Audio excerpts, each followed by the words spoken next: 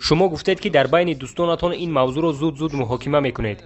بله، من به یگان دین باوری ندارم و فکر میکنم که همه دینهایی که عین حال وجود دارند به مقصد پول کار کردن ساخته شدهاند.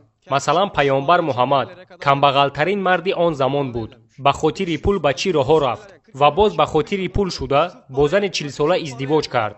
سالهای 500 و 600 او مشکلات‌های مالیوی را حل میکرد. او گوشت خوک را حرام میگفت اما خود گوسفند میفروخت. از حساب این پول به دست می آورد. تو این سخنهای گفته‌ات را اثبات کرده میتوانی؟ نه، من تخمین میکنم که چنین بود.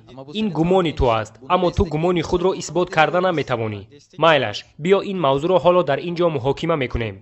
البته محاکمه میکنیم. توجه کنید، تمامی بت پرستانی که در آن دوره زندگی میکردند، همه آنها تیار بودند که تمامی مالکیت خود را به پیامبر صلی الله علیه و سلم دهند و پیامبر در عوض مالکیت آنها از راه دعوت باز ایستاد. یعنی که پیامبر مردم را به راه اسلام دعوت نکند. مشرکان آن دوره پیامبر صلی الله علیه و سلم را دعوت کرده به او گفتند ما تو را حاکم خود میکنیم، همه بایگری خود را به تو میدهیم، حتی زنهایی که عین حال در نکاح ما است بگذار مال تو باشد. یگانه خواهش ما از تو این است که از راه دعوت برگرد.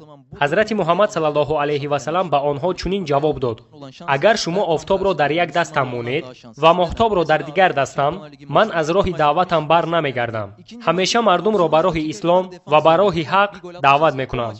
انا اکنون چه خیلی که تو گفتی، حضرت محمد صلی الله علیه و سلم همیشه از پای پول بود. اگر مقصد او پول می بود، مگر این پیشنهاد را از مشرکان قبول نمیکرد؟ من میتوانم باور کنم که گفته های تو درست است. البته همه این در تاریخ نوشته شده است. بله من در این باره خواندگی هستم. بعداً به تو نشان میدهم. مایلش، من یک مثال دیگر میارم.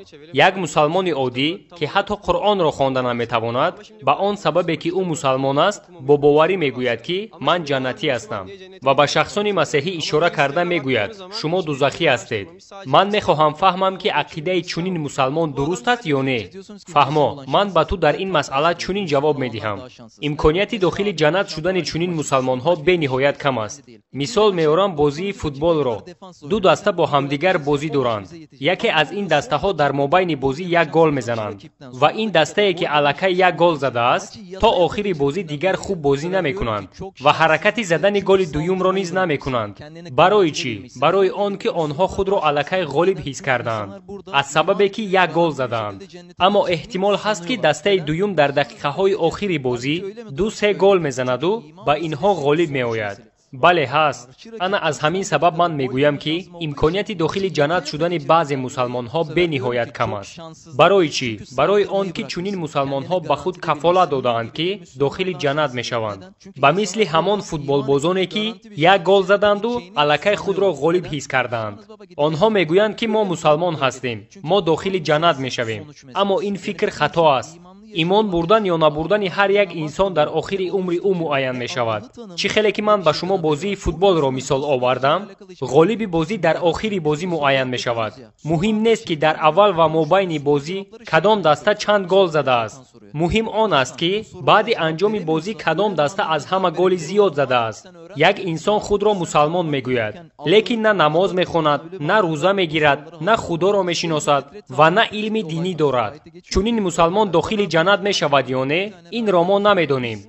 یک سوال دیگر: همه چیز از جانب خداوند الکی معین شده است یا اینکه همه چیز را در حیات خود ما خودمان انتخاب میکنیم؟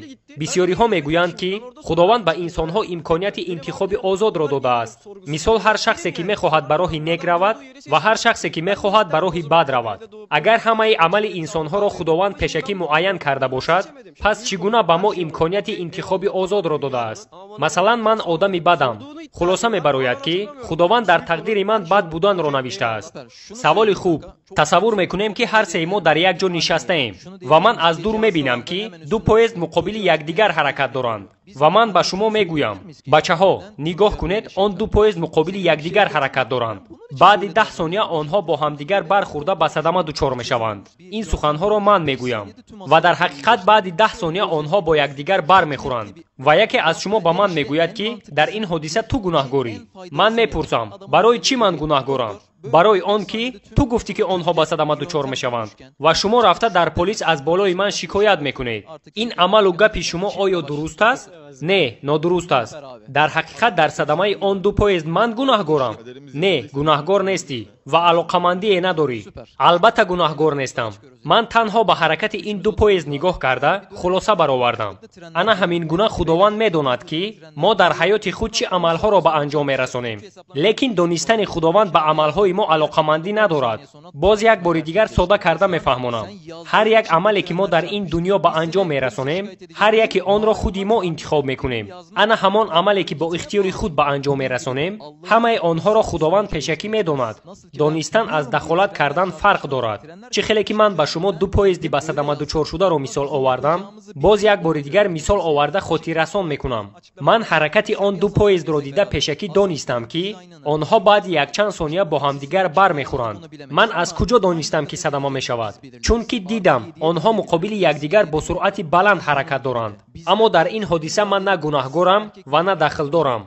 از همین سبب من به شما میگویم که دانستن از دخلدار شدن فرق دارد. انا همین گونه خداوند پیشکی میداند که ما در دنیا کدام عملها را به انجام میرسانیم، لیکن به عملهای انجام داده ما دخلدار نیست. در همین جا یک حالت بسیار مهم را میخواهم قید کنم. کدام ملت تولد شدن ما، در کدام عائله به دنیا آمدن ما، چقدر عمر دیدن ما، اینها همه پیشکی الکی معین شدند. چه ملت تولد شدند، چقدر عمر دیدن، این را ما انتخاب کرده نمیتوانیم، برای آن که اینها را خداوند الکی در تقدیر ما نوشته است. خداوند به انسانها تنها امکانیت آزاد انتخاب را داده است. هر یک انسان راه و عمل و کردارش را خودش انتخاب میکند. شما میتوانید اتئیست باشید، میتوانید مسلمان باشید. این اختیار و انتخاب شماست. مایلش، تو گفتی که ما آزاد هستیم. نباشد برای چی هر یک دین برای خود طلبات‌های گوناگون دارد؟ خداوند میگوید که تو آزاد هستی، لیکن هر روز باید 5 وقت نماز خوانی. تو آزاد هستی، لیکن باید روزه گیری. تو آزاد هستی، لیکن باید از مال خود زکات دهی. اگر این عملها را تو به انجام نرسانی، من تو را به دوزخ میپرتایم. لیکن تو آزاد هستی. من نمیفهمم این چگونه آزادی است. برادر عزیزم، خداوند آزادی را در انتخاب داده است. مثلا شما اتئیستید، یگان کس شما را مجبور کرده میتواند که مسلمان شوید؟ نه، نمیتواند. در انتخاب دین ما آزادیم. خداوند در قرآن گفته است کسی میخواهد باور کند، کسی نمیخواهد باور نکند. اما وقتی که تو دین اسلام را قبول میکنی، باید شرطهای آن را هم اجرا کنی. در اینجا دیگر سخن درباره انتخاب آزاد نمی رود. برای چی؟ برای آنکه تو الکی انتخاب کردی. پیش از انتخاب کردن میدونستی که دین اسلام چنین شرطها به مثل نماز خواندن و روزه گرفتن دارد. مثلا تو در یک شرکت به کار میدروی و پیشکی میدونی که آن شرکت به خود طلبات‌های معینی را دارد.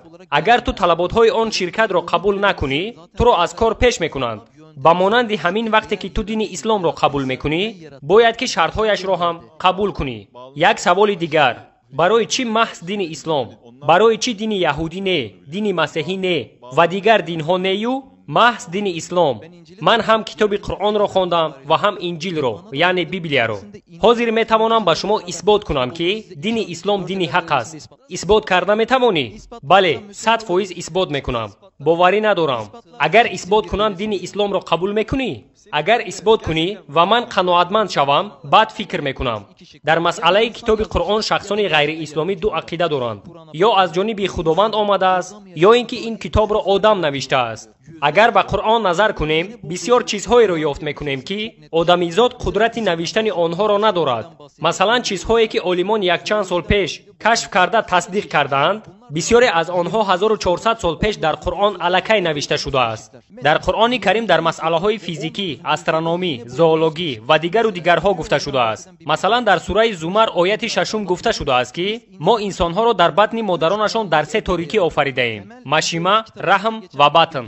سال 1974 عالمان امبریولوژی تصدیق کردند که جنین در بطن مادر از 3 تاریکی میگذرد: مشیمه، رحم و بطن. بعداً آنها دیدند که این مسئله 1400 سال پیش در قرآن نوشته شده است. عموما ناممکن است که یگان شخصیت 1400 سال پیش از این مسئله آگاهی داشت. در سوره طارق آیت 11 گفته شده است: نورهای آفتاب خصوصیت انعکاسی دارند. تلفن، رادیو و دیگر تکنیک‌های موجی با یاری چی کار میکنند؟ با یاری انعکاس آسمانی. олимон инро якчанд сол пеш фаҳмиданд. дар сураи наҳл ояти 68-69 гуфта шудааст ки асалро занбурҳои ҷинси занона истеҳсол мекунанд ва дар ҳақиқат илми дунёӣ инро тасдиқ кард. дар сураи анкабут яъне тортанак гуфта шудааст ки ҷинси занонаи анкабут тор метанад. дар сураи ҳадид ояти 25 гуфта шудааст мо оҳанро аз осмон фуруд овардем. то асрҳои 19-20 олимон ақида доштанд ки оҳан аз замин пайдо шудааст. лекин кашфиётҳои нав тасдиқ кард ки ҳангоми таркиши бузург дар кайҳон астероидҳои калон ба замин меафтанд. ана ҳамон астероидҳо оҳанро ба замин овардаанд. ана акнун савол ба шумо: 1400 сол пеш ягон инсон ва ё ягон шахсияте метавонад ҳамаи инҳоро донад? не, албатта, донистани инсон номумкин аст. баъзе аз шахсиятҳо ақида доранд ки китоби қуръонро ҳазрати муҳаммад саллаллоҳу алайҳи ва саллам навиштааст. ҳазрат хонда ва навишта наметавонист. акнун шумо тасаввур кунед, шахсе ки хонда ва навишта наметавонад мегӯяд ки инсон дар батни модар се торикиро мегузарад. осмон хусусияти инъикоскунанда дорад. оҳан аз замин не, балки аз осмон ба замин омадааст. ва боз ҳазорҳо кашфиётҳои илмии имрӯзаро 1400 сол пеш тасдиқ мекунад. шумо бовар мекунед шахсе ки хонда ва навишта наметавонад чунин маълумотҳоро дорад? не, албатта. кӣ метавонад ҳамаи инҳоро пешакӣ донад? албатта созандаи замину осмон аллоҳи якаву ягона. аксарияти кашфиётҳое ки айни ҳол олимон тасдиқ кардаанд 1400 сол пеш дар қуръон навишта шуда буд. пайғамбари худо ҳазрати муҳаммад саллаллоҳу алайҳи ва саллам шахсияте ҳаст ки мо пайрави ӯ ҳастем ва роҳи наҷот ҳам дар пайравии ӯст. бародарони азизам, биёед дини исломро қабул кунед ва аз азоби сахт наҷот ёбед. ман ҳамеша ба худо муроҷиат карда мегӯям, агар ӯ вуҷуд дошта бошад маро ба роҳи рост ҳидоят кунад.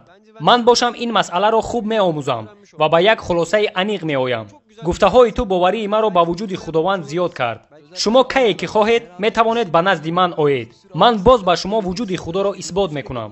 кӯшиш мекунам ки шумо яке аз бандаҳои наҷотёфта бошед. дӯстони азиз, агар видео ба шумо маъқул шуда бошад, обуна шавед, лайк монед ва ин видеоро ба тавассути имо, WhatsApp, Viber ба дӯстони худ равон кунед. يا متعالي ارحم حالي إلهي يا متجلي ارحم ذلي يا إلهي غيرك مالي فأنا عبدك ربي وكلي أرجو رضاك.